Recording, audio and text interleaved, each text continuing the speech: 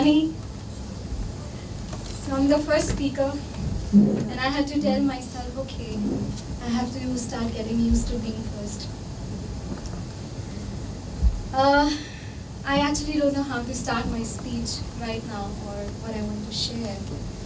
But all that I'm feeling right now is not an entity called Sonia, but somebody who has a soul, and which everyone has.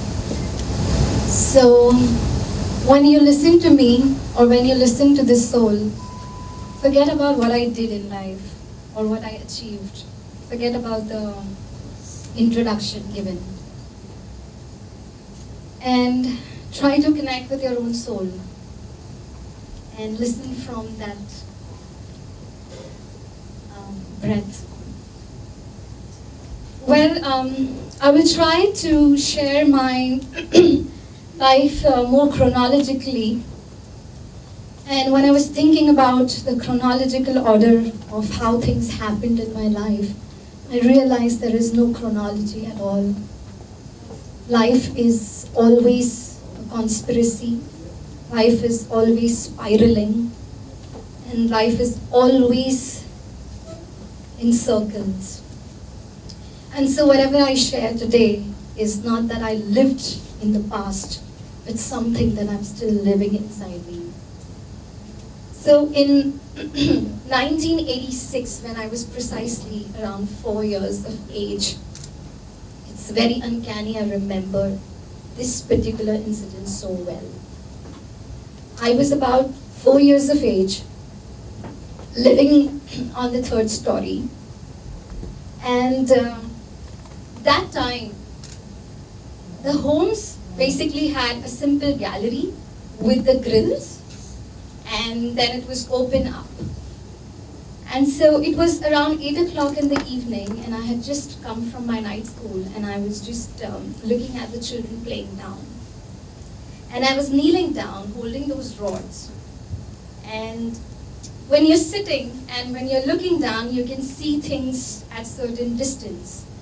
But that day, I could actually see everything that was just going right beneath.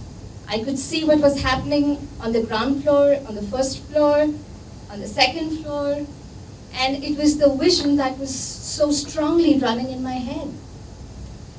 And I just told myself, what if I can go down without actually going down? And I saw myself right down there. I mean, I still have goosebumps when I talk about this particular incident. I am right down, looking up, 4 years old, wondering what just happened. How am I here? And I felt, oh shit, what am I going to tell my mother? How am I going to even, ring the bell because it's so high? And I start walking up the staircase. And as I walk up, I am perspiring. I don't know what to do. And I saw that my door was half open.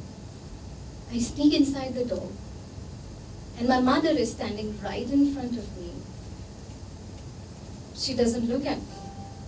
I go behind her, and I see at the gallery, and I just see my body lying there. And there was this spark of light that just boomed. And something happened, something shook inside me. And that spark of light, I see in each one of us. Today we know that this is called as an out-of-body experience. Back then I didn't know what was it. It was just like a play. And I realized in that little body that there was more to this physical reality. There is a world that exists that we can't see, that is invisible, but which is so present. And that's the metaphysical world. I could hear the voices. I would not say that was fantasy. That was reality for me. And as I grew, I would exactly know which teacher is not going to be present, who is not going to be in the class. And the intuition started enhancing. And I thought that this was a very common ability of everyone. For me, it was so casual, so common. I would move a little ahead in the life. And there was this stronger inner voices that told me that I was here to do something more. There is a purpose to my existence. There's a purpose to what I want to be and contribute to this planet. So I move in time right now, skipping all the incidences, to this one particular incident when I was giving my graduation exam.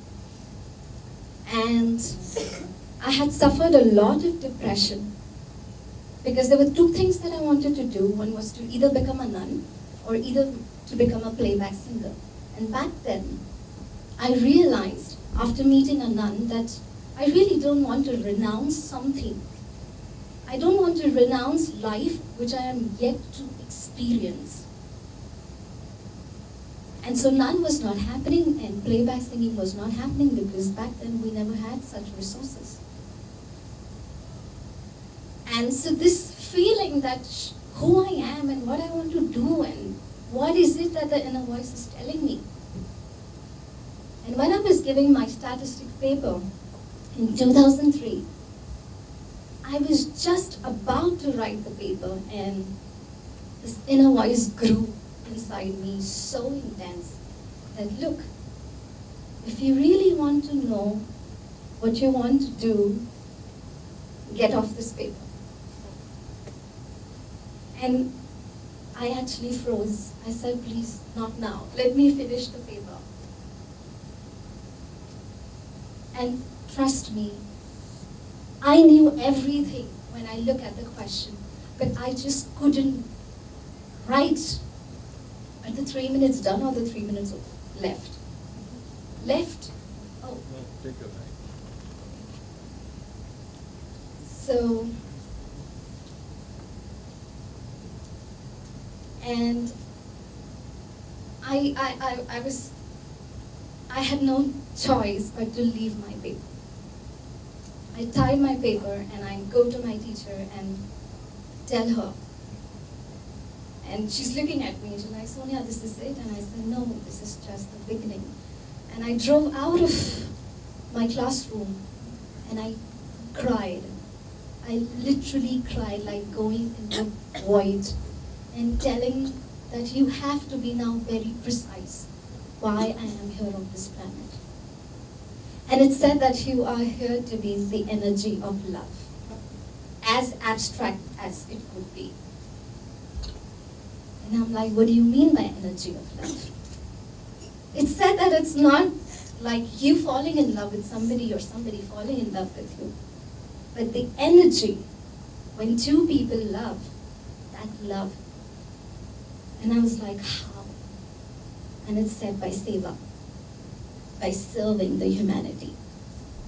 So that's where stemmed the first value of touching lives. That it started with this, my need to serve, rather than saying I'm going and serving the needy. That's the basic value.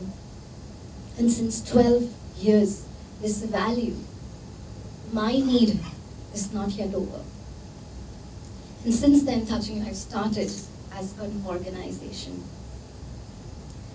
While Touching Lives started, I was actually thinking, okay, this is the organization that I'm starting with.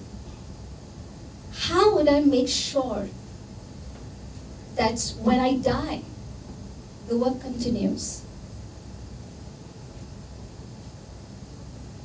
And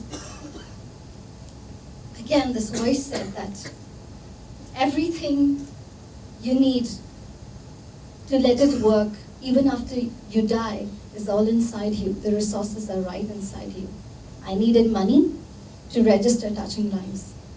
I'll go to another incident. Sorry, I'm taking more time, but I had another incident of conspiracy, as I told before. I was working somewhere and it was about content writing, and back then we didn't have cell phones or anything. We were looking for people to join that organization. And my boss one day comes to me and tells me that he comes with a thick book. And he tells me that, Sonia, you have to read this book and try to put the reference points from this book. I said, okay. It was a thick book on the mythology of India. Mythology of India and all the gods and goddesses. And while I was reading, I was going through that book, I was also interviewing people. The day I finished the book, I met this one person who happened to be the editor of a publishing house. And while I interviewed her, she said that, Sonia, there is an opportunity. We are looking for people who can write for children. And I said, okay, maybe I could be interested. And so she asked me, I asked her that, what is it about? You know, what do you want to write for children? And she said, mythology. And I was like, wait, I just finished reading something. I would like to present something. In a week's time, I created the synopsis, and with another week's time, I was given a contract for 3 books, exactly the same amount which I needed to register my organization. So the resources are right inside you. You need to ask, what is it that I can contribute? Going to the next level, when I thought that how the work will continue even after dying, I am looking for the resources inside, and that's where I'm now writing books. I'm now going to make films. I'm continuing the journey, and I know that I'm going to leave behind something that will inspire people to touch lives. And today, when I'm here and talking about my journey, I cannot thank enough the souls that consciously and subconsciously, the cosmic energy. You know, the comet in the sky has the same DNA structure as we do. And each one of us who's present here are all these stars. And I'm not saying to inspire you. I have experienced time and again the conspiracy. When you look within inside yourself and look for the resources inside you. So I thank this moment. And this is a beautiful moment, a star in my life, Shivani, which I'm not going to forget. And I'm not going to forget all the souls who are giving me so much energy right now. So I bow to you and thank you for coming. Thank you for coming and making my journey possible.